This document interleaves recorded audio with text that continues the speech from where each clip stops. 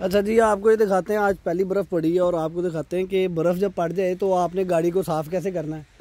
अब इस वक्त काफ़ी ज़्यादा बर्फ़ है। मैं बेसिकली देखने लगा हूँ, अगर मुझे मेरा येलो ब्रश मिल जाए, या मैं तेरा लोन कर सकता हूँ ब्रश। चल हो गई यार अपना, बाकी तो तुम अब उससे भी कर सकते। ये देखें आपने, ये मोटी मोटी जो बर्फ़ है गिरानी है। मेरी बर्फ़ इस वक्त पिघली हुई है क्योंकि मैंने अंदर से हीटर ऑन किया हुआ था,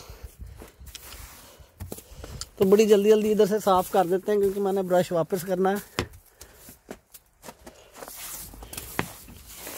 अच्छा जी, इस पे से बोनट पे से गिरा दें सारी, क्योंकि गाड़ी चलाते हुए उड़ के वापस सीढ़ियाँ उस पर पड़ेगी।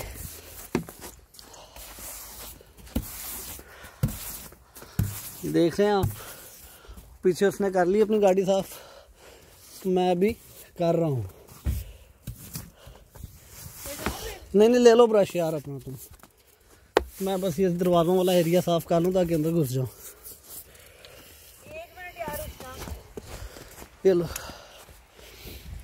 लें जी, ये बड़ा क्विक सा आपको दिखाना था।